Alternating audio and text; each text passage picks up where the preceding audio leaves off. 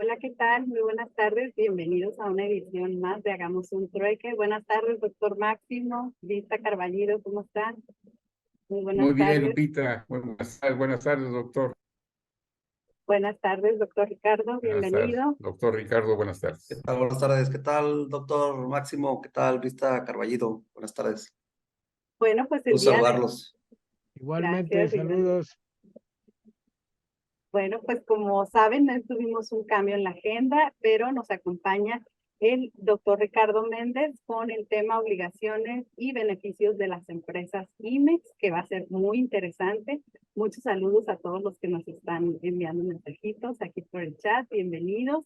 Y bueno, pues vamos a iniciar. No sé si tenemos dato peque el día de hoy. Bueno, entonces me permito presentar la semblanza del doctor Ricardo Méndez.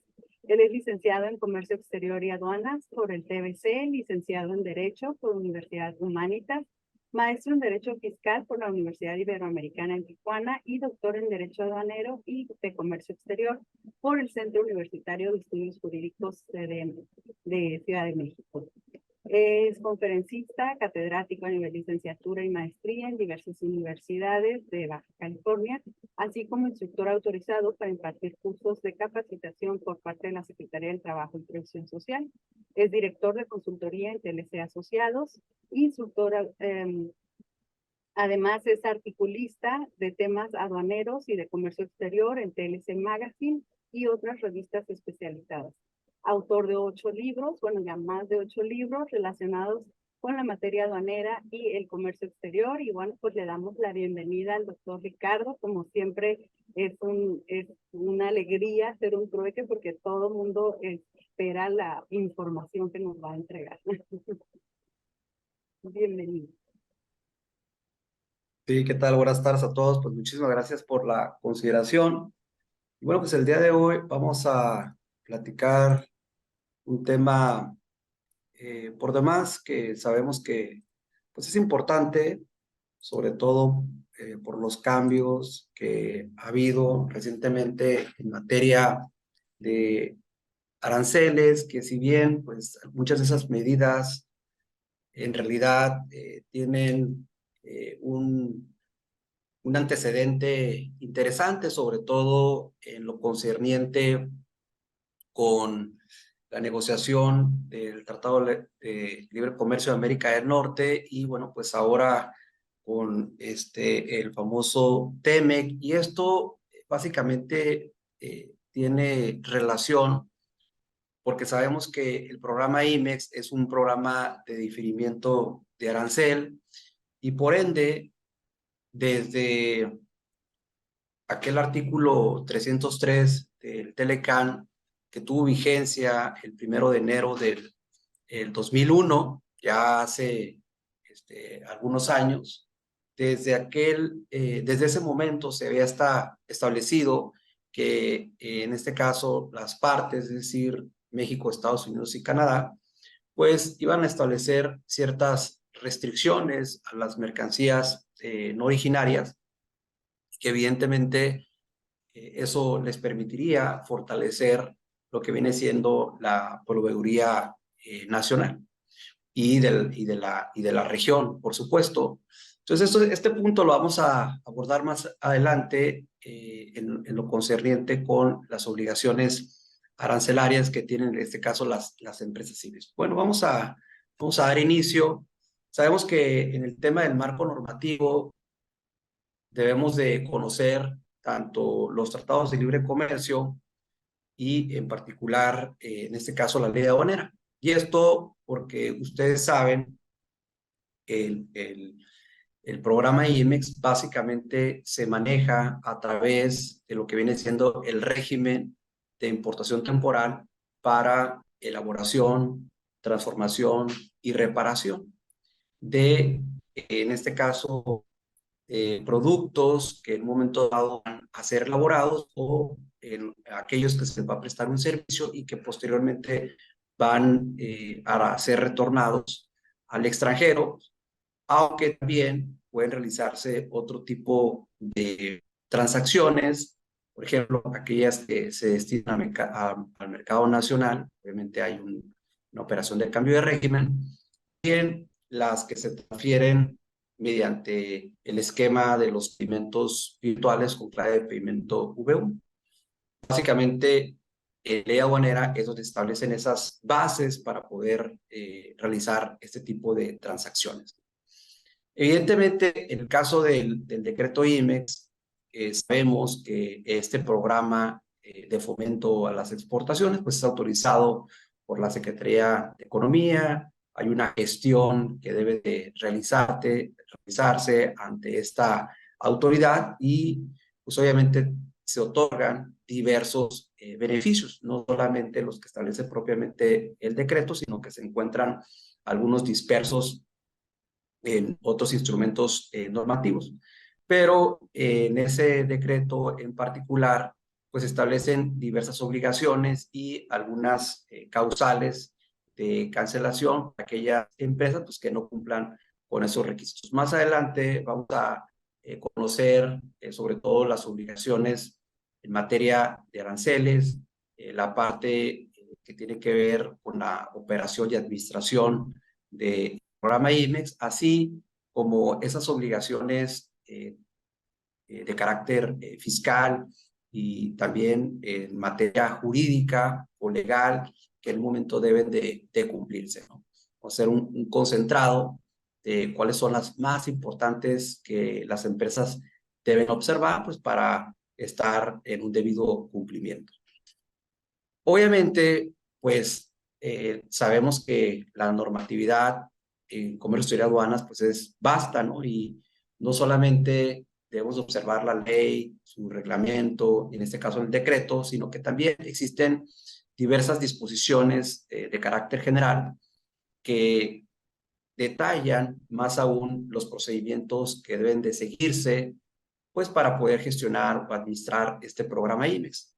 En ese sentido, pues tenemos dos instrumentos normativos muy importantes. Por un lado, esas disposiciones de carácter general que emite la Secretaría de Economía a través de un acuerdo donde establece estas reglas y criterios en materia de comercio exterior.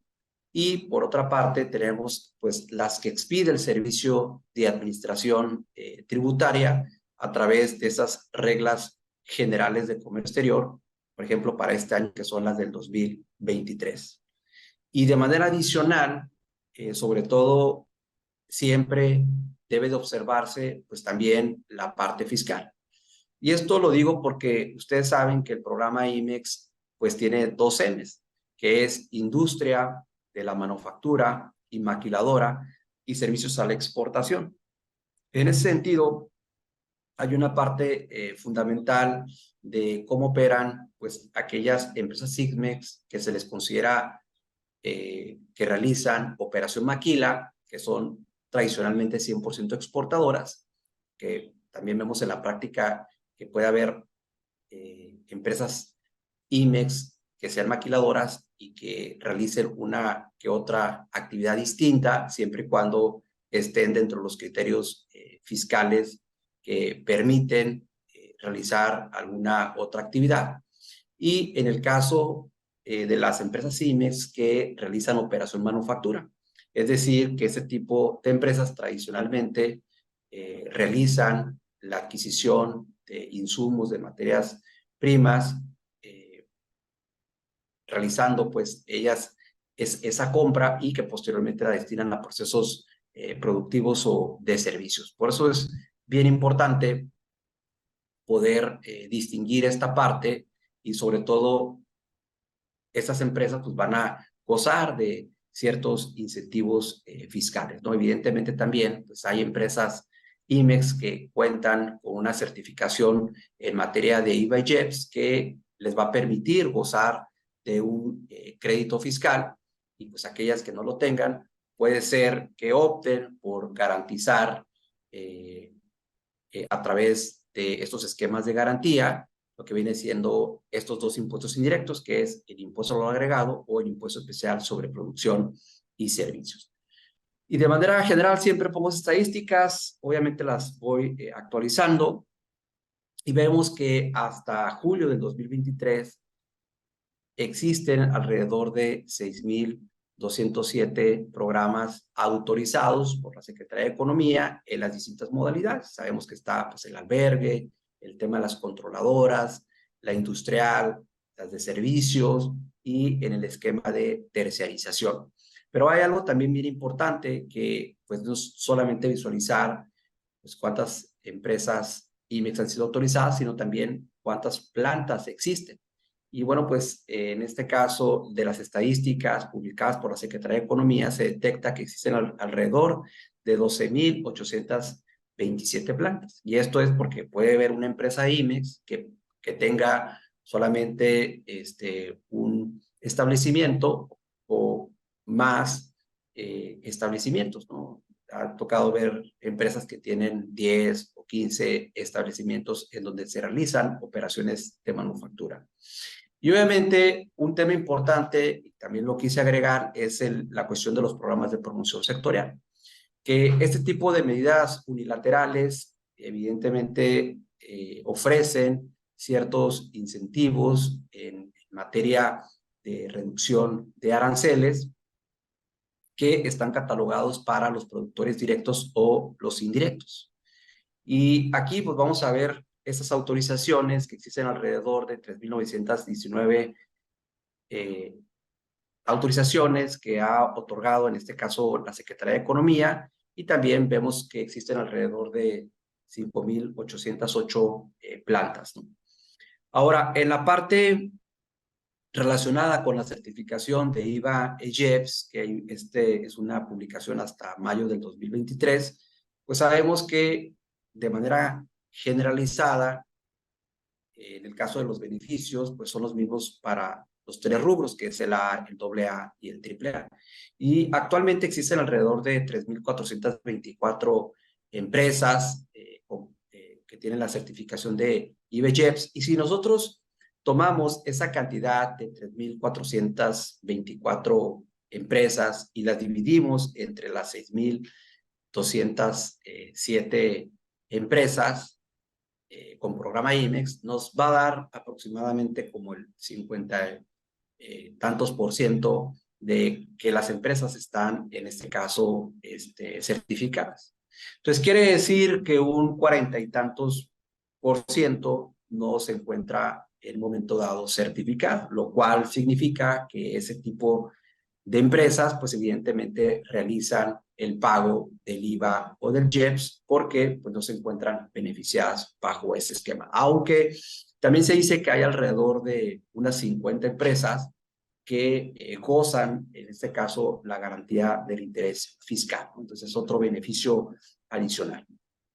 Bueno, dicho esto, la parte importante aquí es identificar pues, las obligaciones del régimen aduanero, es decir, de este régimen de importación temporal para la elaboración, transformación y reparación de mercancías que se introducen bajo este esquema. Entonces, ahí de entrada, pues debemos de cumplir pues todas las obligaciones que se establecen en la normatividad.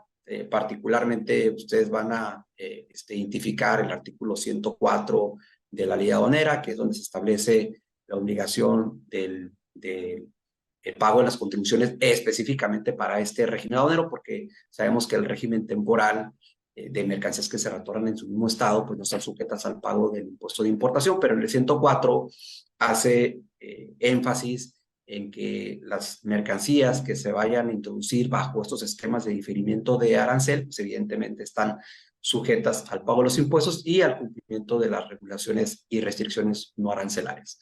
Ahora, el tema de la valoración aduanera pues es sumamente importante y pues sabemos de antemano que la normatividad nos establece que pues el valor en aduana o en el caso de los métodos secundarios o alternos que se determinen, pues evidentemente son necesarios para poder determinar no solo lo que viene siendo la base gravable para el cálculo del impuesto general de importación, sino también para la determinación de otras contribuciones, como es el derecho de trámite aduanero, el caso del impuesto especial sobre productos y servicios, el impuesto a lo agregado, etcétera, etcétera, ¿no? Entonces, Esa parte es fundamental y ustedes deben de saber, por ejemplo, que cuando las empresas no tienen los elementos suficientes, como es la documentación e información necesaria para poder determinar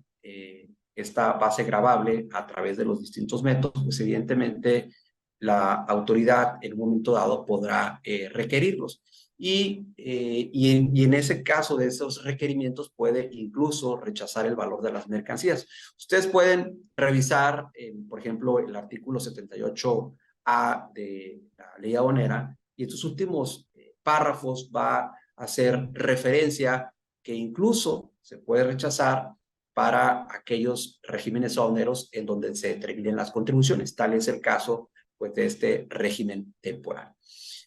Y seguidamente, bueno, tenemos la obligación de determinar y pagar, en su caso, las contribuciones, llámese el Impuesto General de Importación, el Impuesto sobre el Agregado, el Impuesto Especial sobre Producción y Servicios, y los aprovechamientos que se causan, como vienen siendo las cuotas compensatorias, porque, bueno, pues así lo establece tanto el artículo, por ejemplo, el 108 como el 63A de la ley aduanera, y, bueno, pues el artículo 2.5 del TEME, que ahorita vamos a entrar a esa parte. Obviamente un elemento importante pues son los medios de transporte, que si utilizamos el tráfico terrestre, en el caso del tráfico marítimo, aéreo y obviamente alguno de los 11 términos de comercio internacional, pues que establece pues la Cámara de Comercio Internacional. Otro elemento importante, pues la cuestión de la fracción arancelaria y el número de identificación comercial de las mercancías, estos 10 dígitos que son necesarios, obviamente, para declararlos, en este caso, en el pedimento, ¿no? El cumplimiento de las regulaciones y restricciones arancelarias es sin duda uno de los elementos también más relevantes. Les decía hace un momento el artículo 104 de la ley aduanera pues establece en específico en la fracción segunda que las importaciones temporales se van a cumplir las regulaciones y restricciones no arancelarias. Obviamente hay esquemas en donde no se cumplen, ¿no? O sea, hay ciertos beneficios, por ejemplo, en el tema de las normas oficiales mexicanas, ahí nos da un beneficio en la regla 2411, en su fracción décima. El inciso A se establece claramente que las que se destinen al régimen temporal del programa IMEX pues, no están sujetas al cumplimiento no solamente de las normas de certificado, también las de etiquetado. Y vamos a encontrar, por ejemplo, también en algunos otros acuerdos que pueden establecer un beneficio. Sin embargo, tradicionalmente aquellos que tienen relación con la seguridad nacional, con el tema de salud, con el medio ambiente, por ejemplo, algunos certificados por parte de Semarnat, pues evidentemente se deben de cumplir, incluso cuando se requieran inspecciones por parte de la Profepas, pues se tiene que cumplir con estos registros de verificación.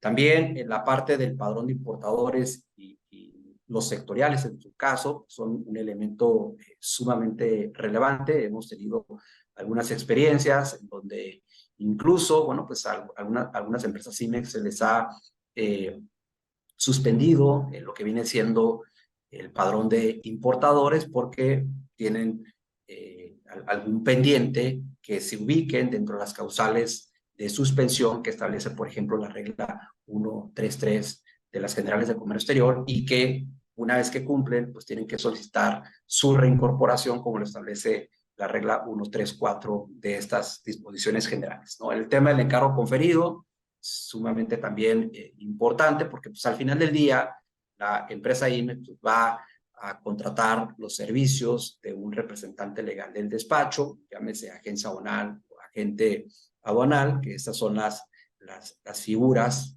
que evidentemente pueden realizar las operaciones aduaneras pues, de las empresas IMEX y sobre todo pues, conformar ese expediente de la operación, lo cual es importante que se tome en consideración.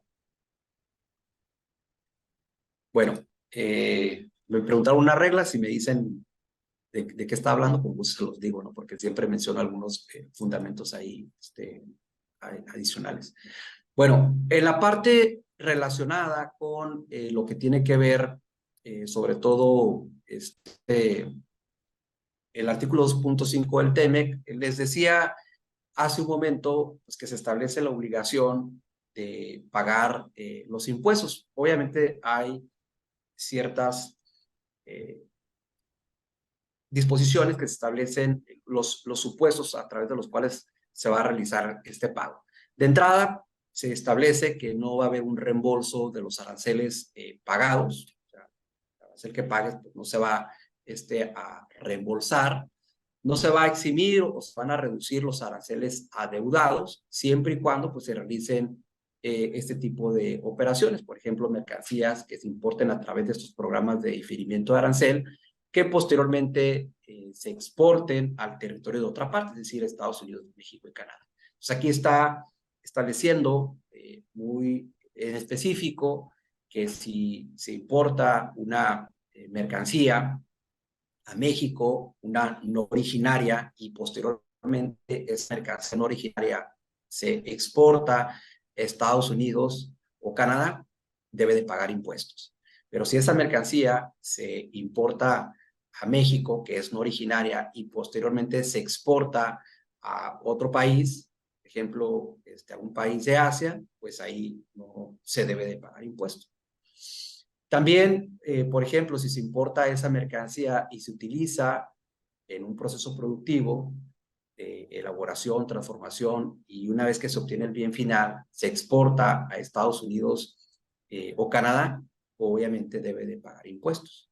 O cuando esa mercancía se sustituye por una idéntica o similar que participa en el proceso productivo y que posteriormente se exporte a Estados Unidos y Canadá, debe de pagar impuestos. Entonces, esta parte es súper importante porque siempre, sobre todo, hablamos de ese término anglosajón del nearshoring, que ya tenemos algunos otros términos, ¿no?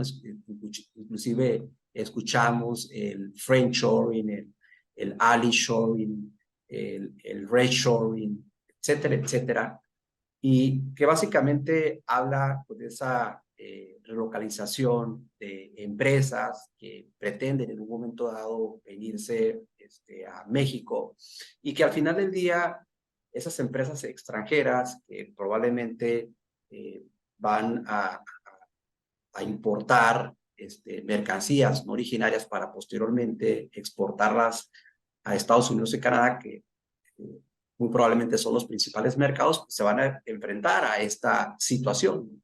Entonces es un esquema que evidentemente debe de conocerse. Entonces, obviamente, imagínense que ustedes pagan impuestos en México por esa mercancía original y que posteriormente la van a exportar a Estados Unidos o Canadá, pues obviamente tendrían que pagar impuestos. Sin embargo, por eso se estableció un esquema para evitar esta doble tributación. Es decir, que solamente se pague una vez el impuesto. Y a esto pues, se le conoce como la exención de la regla del menor de los dos. Es decir, si se tiene que pagar un impuesto más alto en Estados Unidos o Canadá, pues que se pague en ese país, y en México no se estaría realizando el pago de los impuestos. Para ello, pues hay una fórmula aquí muy básica. ¿Cómo se determina ese monto que excede al menor de los dos? Bueno, pues primero voy a conocer los montos de los aranceles apagados o deudados en importación, y posteriormente voy a hacer una resta de esos montos de aranceles pagados en la otra parte, que sería en este caso en Estados Unidos y Canadá. Evidentemente, para ello, pues va a haber un documento que indique cuál fue el monto que se realizó, que eso se conoce como la prueba suficiente, que puede ser la declaración aduanera, o sea, un entry summary o de Estados Unidos o Canadá, o una declaración del importador donde indique que realizó ese pago, y posteriormente ahí se estarán presentando algunos otros documentos, ¿no?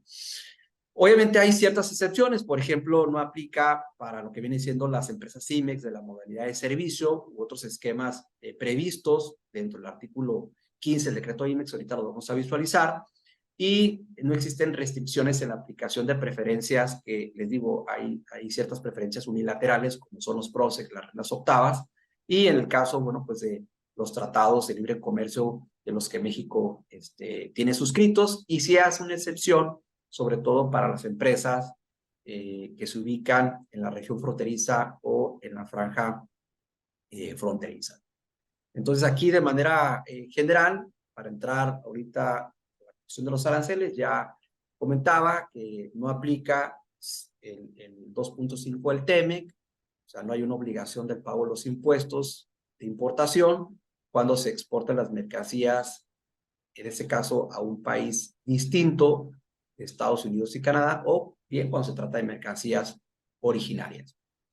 De igual manera, si viene una mercancía, en este caso, del extranjero, vamos a suponer que de China, y que posteriormente ingresa bajo un esquema de fianza o de tránsito, pues tampoco se está sujeto al pago de los impuestos en ese país en particular. Digo, yo aquí puse el ejemplo como que si ingresara a Estados Unidos, pero de igual manera si ingresa a México en un tránsito internacional, por ejemplo un T7, tránsito internacional por territorio nacional, y posteriormente se envía a Estados Unidos, pues no estaría sujeto al pago de impuestos, en este caso en México. Otro de los esquemas es cuando la mercancía se considera que se está retornando en su mismo estado porque no tuvo una transformación sustancial, que básicamente aquí viene el esquema de servicios, puede ser algún corte, algún pintado, procesos de reempaquetado, algún tipo de inspección, almacenaje, etcétera. Y tampoco estaría sujeto al pago, por ejemplo, de los impuestos cuando pues, es una mercancía que está fuera de las especificaciones y que tiene que retornar, en este caso, en el mismo estado, o cuando se trate, por ejemplo, de mercancías que son importadas bajo esquemas de labores conjuntos, que aquí entra mucho la cuestión relacionada con la importación de algunos textiles que se utilizan para elaborar prendas de vestir, ¿no? Y les decía el tema de las mercancías, en este caso originarias. Bueno, continuando, ok, el que me preguntaban sobre para no cumplir en las IMEX las normas oficiales mexicanas, básicamente es la regla 2411, regla 2411, pero esta regla es de las reglas y criterios en materia de comercio exterior que emite la Secretaría de Economía. Regla 2411 es la fracción 10, inciso A. Ahí ustedes lo van a localizar. Bueno, en ese sentido, aquí vamos a visualizar algunas de las excepciones que se utilizan en la práctica para, en un momento dado, no estar sujetos pues, al pago de los impuestos de importación. Pues, el clásico es si una mercancía es original. Es decir, México sabemos que tiene alrededor de 14 tratados de libre comercio, más los acuerdos celebrados al amparo de la Asociación Latinoamericana de Integración. Entonces tenemos una declaración de origen, certificado o certificación de origen, como le quieran decir, pues evidentemente podemos aplicar ese tratamiento arancelario preferencial y pues no estaremos sujetos al pago o bien al arancel que se establece, ¿no? Porque también, por ejemplo, en TIPAD, si tenemos algunas mercancías que se encuentran, en este caso, grabadas. Entonces, hay una posible reducción del pago de los impuestos. El caso de los contenedores y cajas de tráiler establece claramente que no está sujeto al pago del impuesto de importación. Caso de los bienes textiles y del vestido, recordemos aquí que sí se establecen sobre todo la aplicación de esos famosos TPLs o certificados cupo, básicamente el acrónimo TPL de Tariff Preference Level, que lo que indica es que esas mercancías no originarias pueden incluso ingresar bajo un tratado, como en el caso del TEMEC, que sí hay cierta cantidad de tela que se puede importar para producir esos bienes textiles y del vestido y posteriormente retornarlos a Estados Unidos, ¿no? También, por ejemplo, viene tela que es cortada en los Estados Unidos y que se importa a México ya cortada, pero fue previamente dado ese servicio en Estados Unidos. Y algunos otros esquemas relacionados, como les digo, con bienes textiles y del vestido. Luego también tenemos la importación y retorno en el mismo estado, que esta parte pues es importante.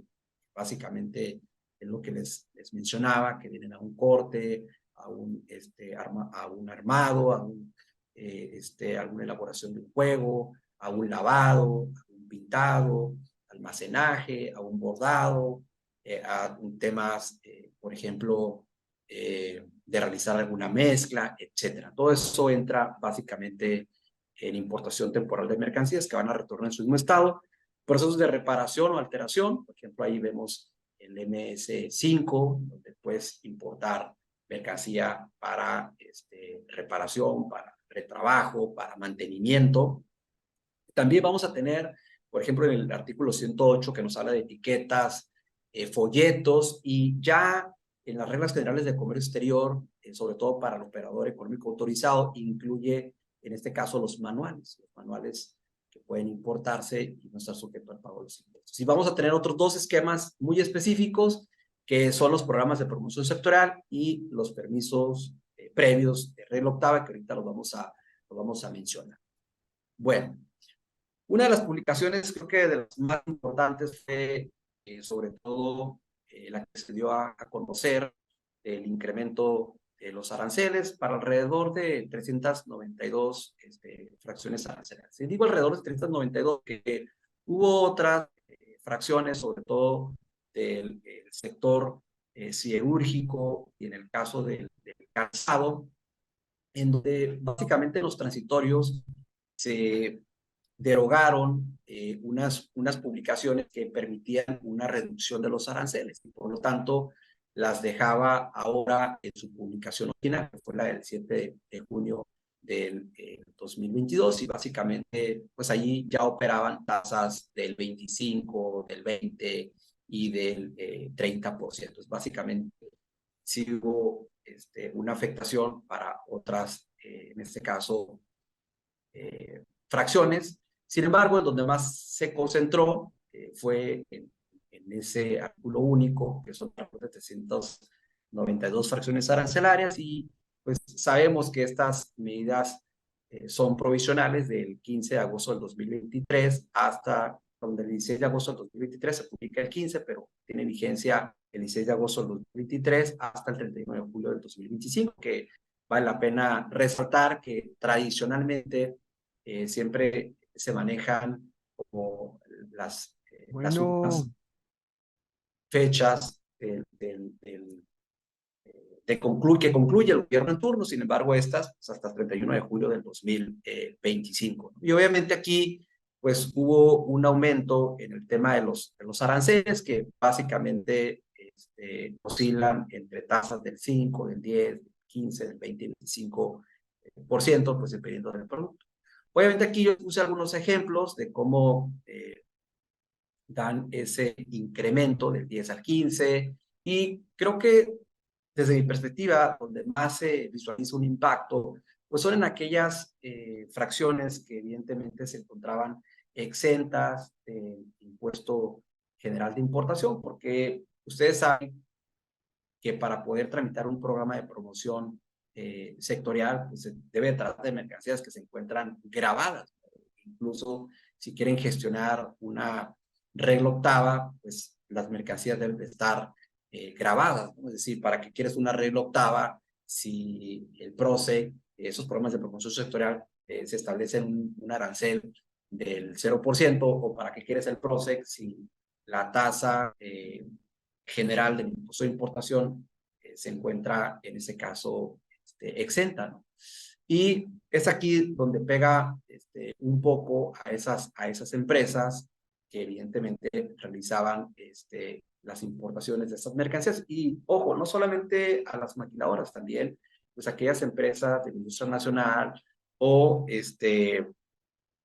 realizan venta en territorio nacional, que también, pues evidentemente, pues hay un impacto debido pues que incrementa al 25% casi de manera general, aunque sabemos que hay otras tasas como lo acabo de mencionar. Entonces, una alternativa tradicionalmente son los programas de promoción sectorial. Sin embargo, pues sabemos que debemos de observar ciertos requisitos para poder cumplirlo. De entrada, el proceso que realice la empresa, pues se debe de identificar en algunas de las industrias de los 24 sectores que establezca este instrumento normativo y obviamente también se revisa el bien final que va a producir y en función de identificar la fracción arancelaria de ese bien final que puede ser, tradicionalmente puede ser por capítulo, puede ser por partida, puede ser por subpartida o fracción arancelaria. Posteriormente ya visualizamos pues cuáles son ese listado de insumos o activos fijos que ofrece este programa de promoción sectorial como beneficios para poder reducir en un momento dado el arancel. Entonces, así es como se maneja. Aquí vemos un listado de los sectores.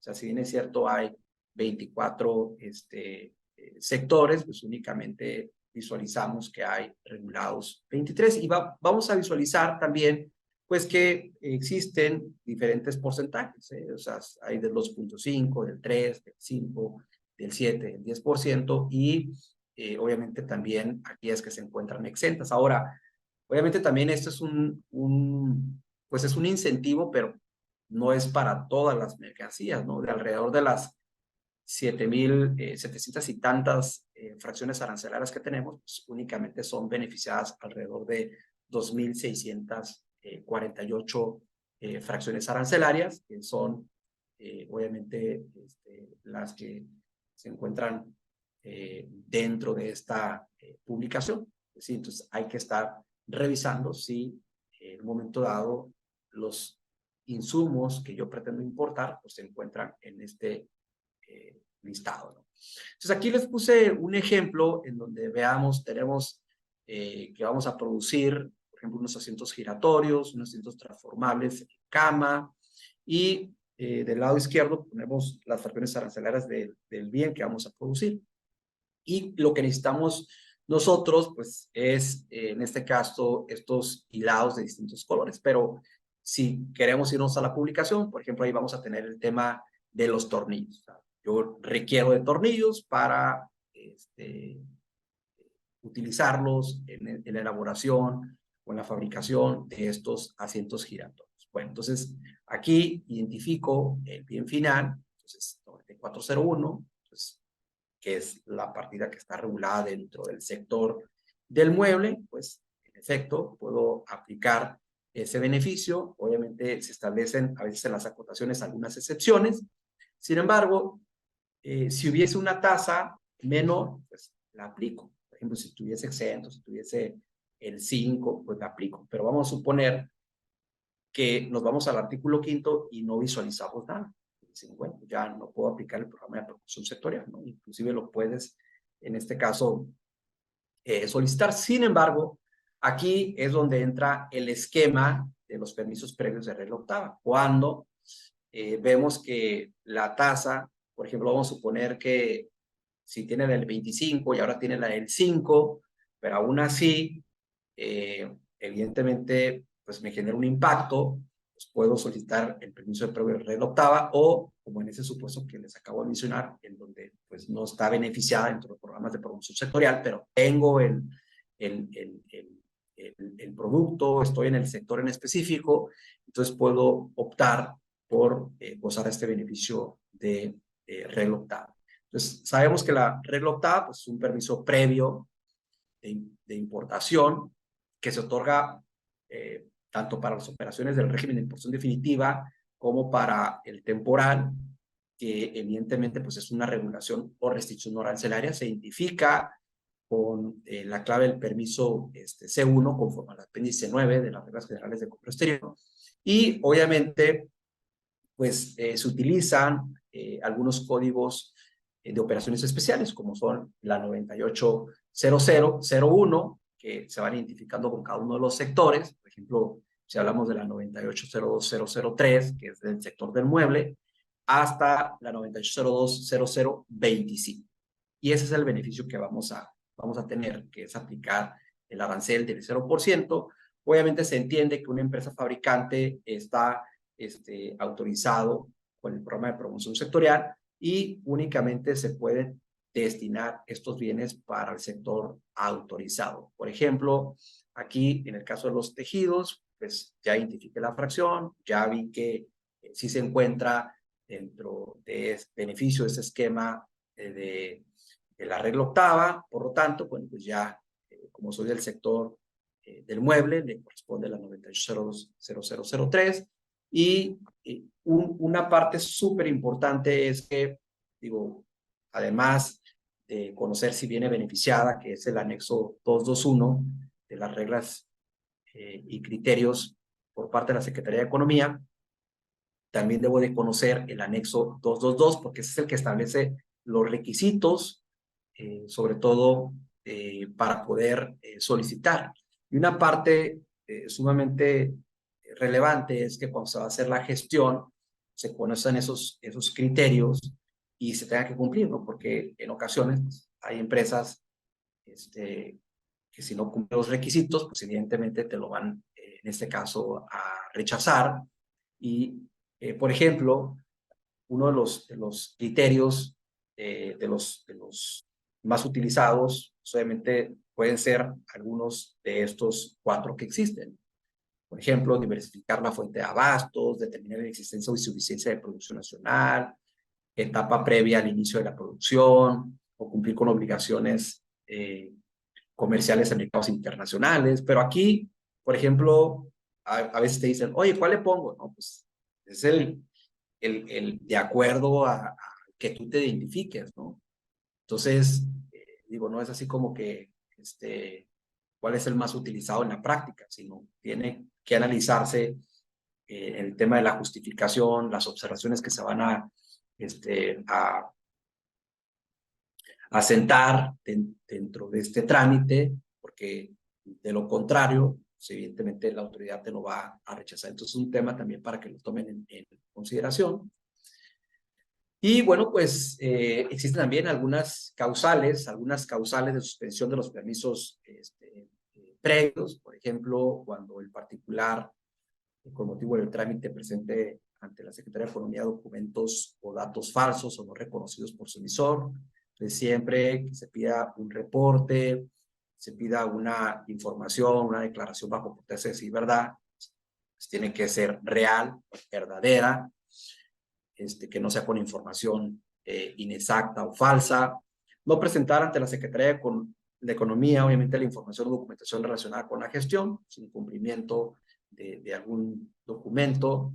Destine la mercancía objeto a un fin distinto de aquel para el cual se otorgó. De hecho, ustedes cuando visualizan su regla octava, pues incluso te dice el documento que te expide la autoridad, donde indica esta mercancía no podrá, en este caso, transferirse en su mismo estado, ¿no? Porque evidentemente te está otorgando esa autorización porque estás diciendo que la vas a utilizar para un proceso productivo. Pues hay empresas que dicen, ¿sabes qué? Pues la voy a transferir. Entonces, aunque también existen restricciones para ciertas empresas IMEX industriales que transfieren en su mismo estado, solamente aquellas que cuentan con la modalidad de servicio, como establece el reglamento de la ley aduanera. Entonces, también se menciona que cuando se identifique que las condiciones de la planta o instalaciones del beneficiario no son las que motivaron el otorgamiento del mismo, en el caso de que se requiera este requisito, se identifique que en el domicilio de la planta o instalaciones del beneficiario no sea localizado, que también pues aquí es una implicación fiscal, sobre todo el tema del 69B del Código Fiscal de la Federación, y cuando la Secretaría de Economía detecte un mal uso o deje de cubrir alguno de los requisitos necesarios para el otorgamiento. Entonces, esos son puntos que se deben de observar, sobre todo en las gestiones de los permisos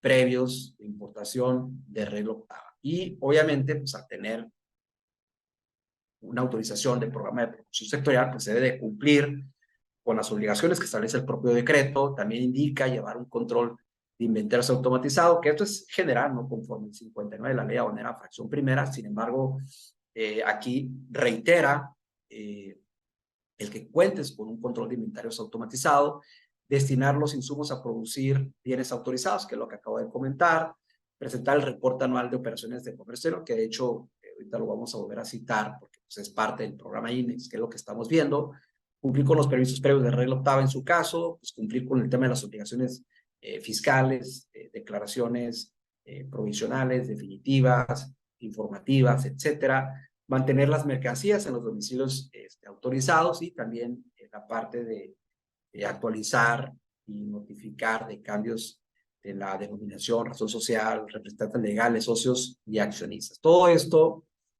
al final del día, pues va de la mano con el programa IMEX. Digo, a veces puede resultar repetitivo, sin embargo, bueno, pues puede ser que haya empresas industriales que se dediquen a fabricar algún tipo de mercancía de los sectores que están contemplados, sin embargo no son empresa IMEX, por eso es que pues cada instrumento normativo te establece requisitos y que pueden ser similares a otro decreto, ¿no?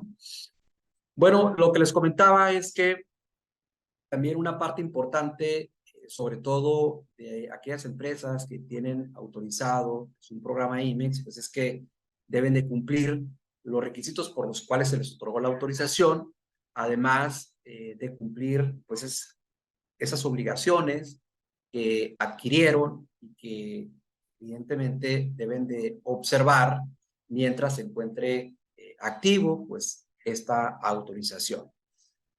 Sabemos que la autoridad, pues obviamente suspende. Hay dos obligaciones súper básicas, que es la del reporte anual de operaciones de comercio exterior, que básicamente sabemos que tiene dos campos, el tema de las ventas totales y el total de exportaciones, y que para el sector textil a veces te pide también, sobre todo la cantidad de obreros y de administrativos, formación muy básica.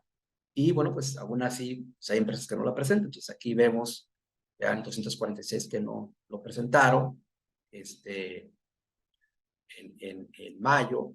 Y obviamente si ya no lo presentan al último día hábil de agosto, es decir, el viernes, pues a partir de septiembre pues ya se encuentran canceladas. El caso de domicilios no activos, que puede ser el domicilio fiscal o las sucursales o establecimientos que tengan, que no se encuentren inscritos o activos obviamente en el RFC, y posteriormente pues vamos a conocer la cantidad de las canceladas, ¿no? Pero para que vean que en la práctica pues sí hay que observar pues las obligaciones, porque de lo contrario podemos ser objeto de una cancelación. Entonces veamos aquí de manera muy breve, tenemos aquí obligaciones ya del decreto IMEX, que es pues cumplir con el porcentaje o monto de facturación total, porque sabemos es un programa de fomento a la exportación. Entonces ahí están los $500,000 o el 10% de la facturación total, que todo eso se genera pues, en el reporte anual de operaciones de comercio exterior.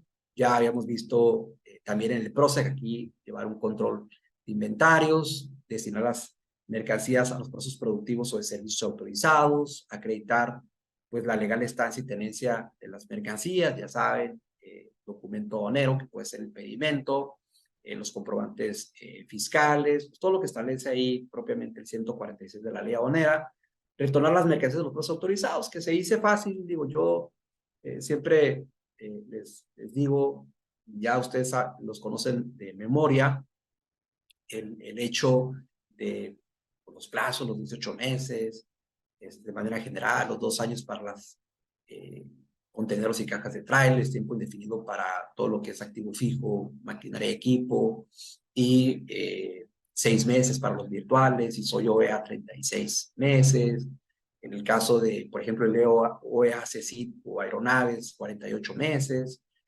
Pero el punto es, aquí es, pues que se registre dentro de esos controles de inventarios y poder acreditar que se retornaron en tiempo y forma, ¿no? Mantener las mercancías en los domicilios autorizados y también la notificación de cambios de denominación, razón social, representante legal, socios y accionistas, que son obligaciones muy, muy generales. Y sobre todo, por ejemplo, en la parte fiscal, que esto está establecido en el artículo 11 del decreto IMEX, que son las de cumplimiento permanente, sobre todo el tema de la I-firme, los sellos que se encuentren vigentes, cumplir con las obligaciones fiscales. ¿Cuáles? Pues todas. O sea, prácticamente es no ubicarme en una lista de incumplidos conforme al 69 del Código Fiscal de la Federación, presentar también temas de dictamen fiscal o reportes de inversión extranjera. No está listado por el SAT, obviamente, como esas empresas que facturan operaciones simuladas, tener el personal registrado, que muchas de esas obligaciones también se vinculan, sobre todo con la certificación de IBGEP, si es que la tienen. Opinión positiva del cumplimiento fiscal de los proveedores, sobre todo esto por la certificación de IBGEPS, conservar activo el domicilio fiscal que se encuentre obviamente localizado y pues mantener activo el RFC y todas sus actualizaciones.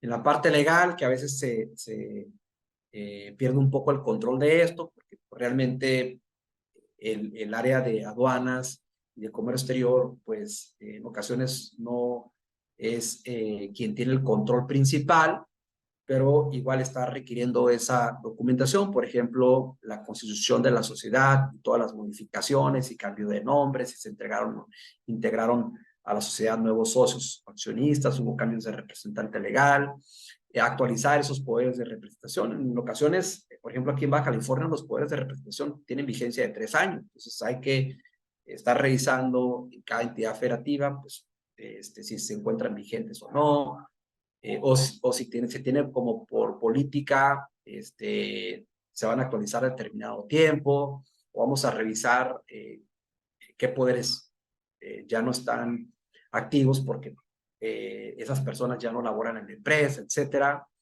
Estructura de empresas que forman parte del grupo, sobre todo, por ejemplo, en la que tiene una modalidad controladora y las sociedades controladas, etcétera, o aquellas, por ejemplo, o si manejan algún esquema de albergue, pues que hay otras empresas que están también operando de manera conjunta, programa, acreditar la inversión en territorio nacional, que aquí pues, sabemos, ¿no? Contratos, porque acuérdense que la inversión puede ser en bienes inmuebles, puede ser en muebles.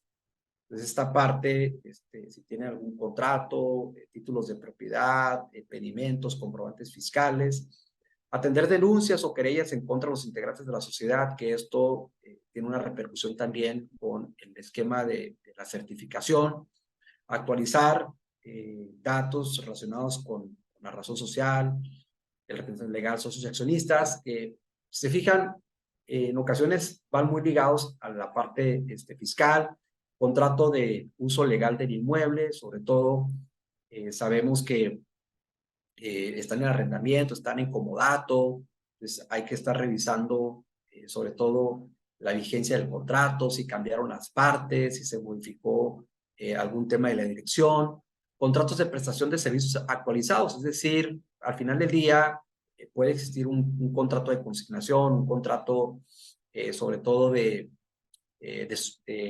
maquila, a lo mejor un contrato de submaquila, etcétera. Entonces, toda esta parte, pues hay que actualizarlos.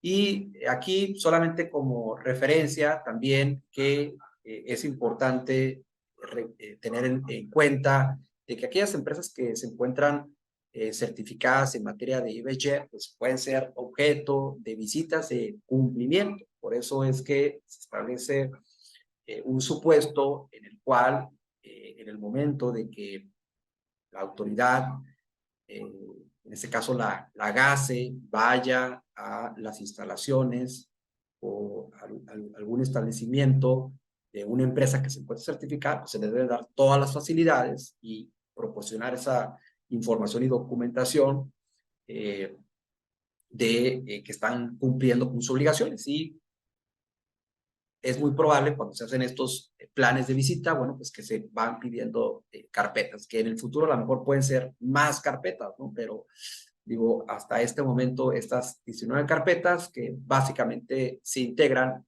muchas de ellas con información que les acabo de comentar. Y vean, ya para ir cerrando, sobre todo conocer algunas acciones de cumplimiento que pueden implementar. Primero, pues el realizar esas auditorías o revisiones preventivas, utilizando, por ejemplo, el caso del reporte de glosa o el famoso DAR Stage. Esa es una alternativa.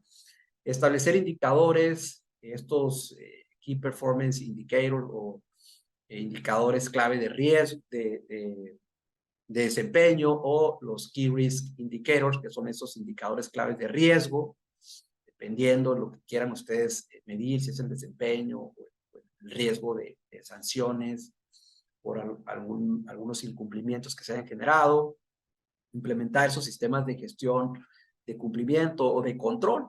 Digo, ya ni siquiera un sistema de gestión, sino pueden ser algunos controles. Presentar, sabemos que algunas rectificaciones o declaraciones complementarias, por ejemplo, el pedimento GC, o los R1, o también presentar algunas regularizaciones de mercancías, a lo mejor que hayan excedido los plazos de permanencia o que no se hayan parado la legal estancia.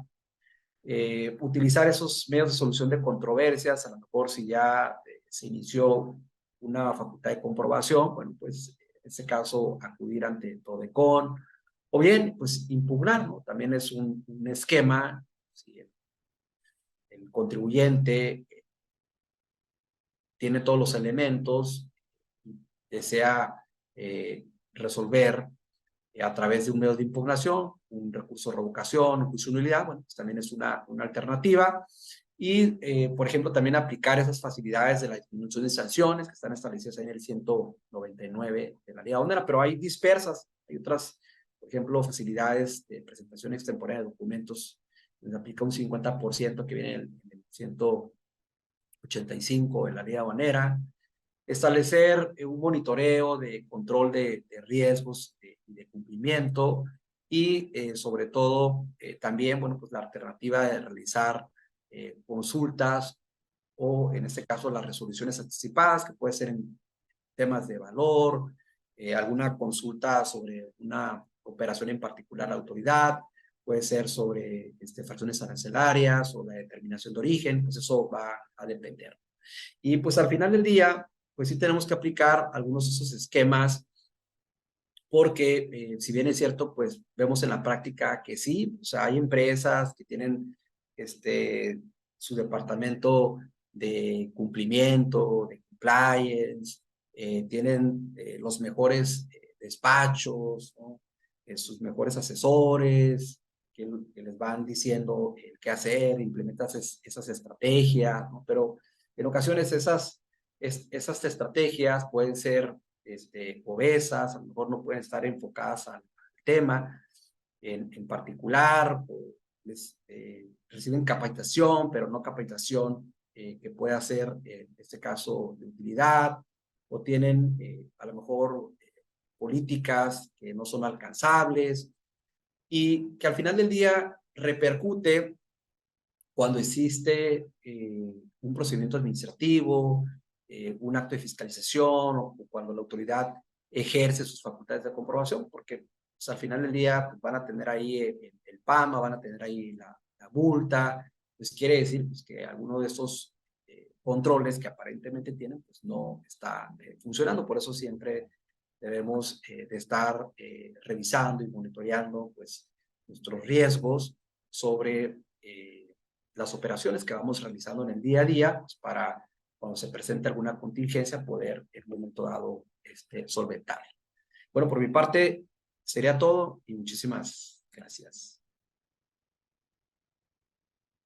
Muy bien, muchas felicidades. Bueno, pues vemos que las preguntas se han ido contestando durante,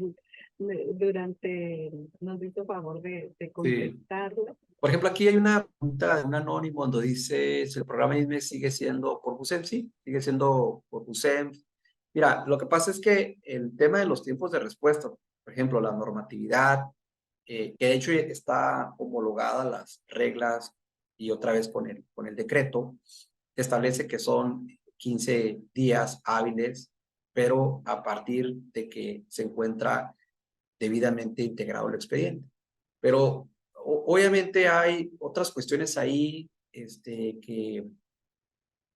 se suscitan en la práctica, porque pues, hay requisitos que deben de cumplirse, y uno de ellos, por ejemplo, cuando es un programa IMEX nuevo, bajo cualquiera de las modalidades, pues es evidentemente que se tiene que presentar una fe de hechos expedida por un corredor público. Entonces, eso, digo, a lo mejor no está dentro del tiempo de esos 15 días hábiles que te acabo de decir, ¿no? Porque primero debes de preparar toda la información y documentación que va a ser requerida para cuando lo presentes, pues la intención es de que no haya un requerimiento por parte de la autoridad, porque al haber un requerimiento, pues eso ya te retrasa, y si no se cumple o no se solventa ese requerimiento, pues obviamente hay un rechazo de la autorización y tienes que volver a presentar. Entonces sí, hay varios elementos que se deben de tomar, en este caso, en cuenta.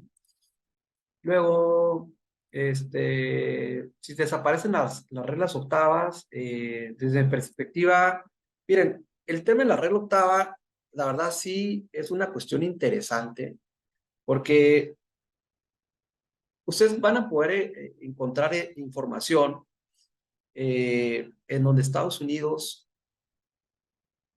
sí han hecho algunas críticas sobre estas medidas unilaterales, que es básicamente el programa de promoción sectorial, y en el caso de los permisos previos de regla octava. O sea, sí han hecho. Hay un estudio por parte de la Comisión Federal de Competencia Económica, la COFESE, en donde el tema de los PROSEC y el tema de las reglas octavas, pues sí atentan en aquel momento contra el artículo 303 del Telecán y hoy contra el 2.5 del TEMEC. O sea, sí hay una cuestión, porque si te está diciendo que no puedes reembolsar, no puedes exentar, en este caso, aranceles adeudados, pues evidentemente son esquemas unilaterales que pues sí dan esos beneficios para ciertos sectores en específico.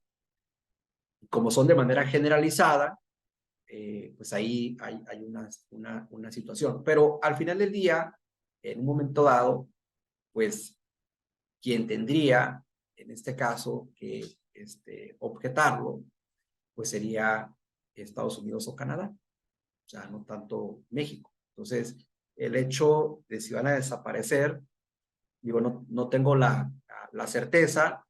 Lo único que les puedo decir es que sí ha habido algunos cuestionamientos en cuanto a su aplicación, y que en el futuro, si seguimos con esos esquemas en donde hay una alza de aranceles, y que evidentemente algunos sectores industriales, organismos están de acuerdo, y también de los otros países, pues obviamente puede ser, ¿no? Una tendencia en el futuro, ¿no? Entonces hay que estar muy pendientes de esa situación. Y luego, dice, por ejemplo, ¿cuál es el motivo del incremento de esos aranceles?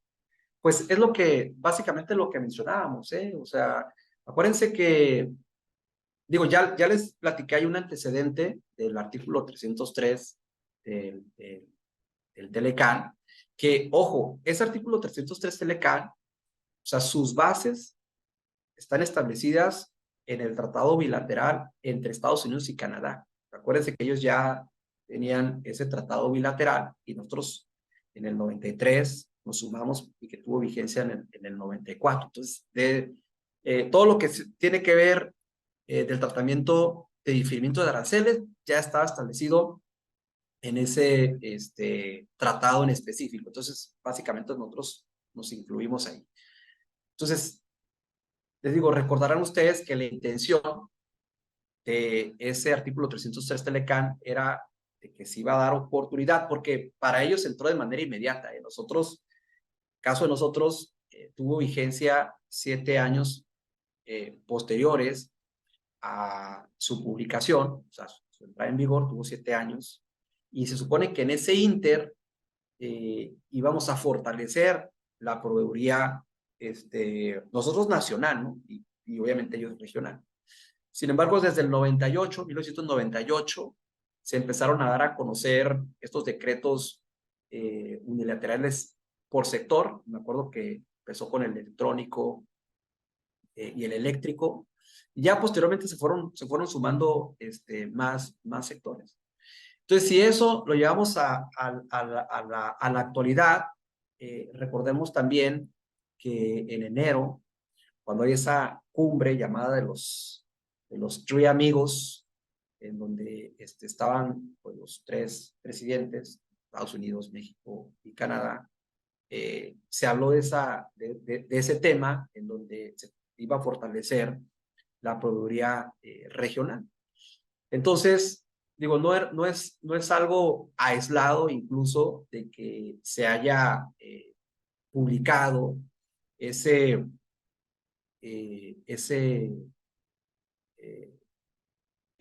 nuevo comité de facilitación, de facilitación comercial.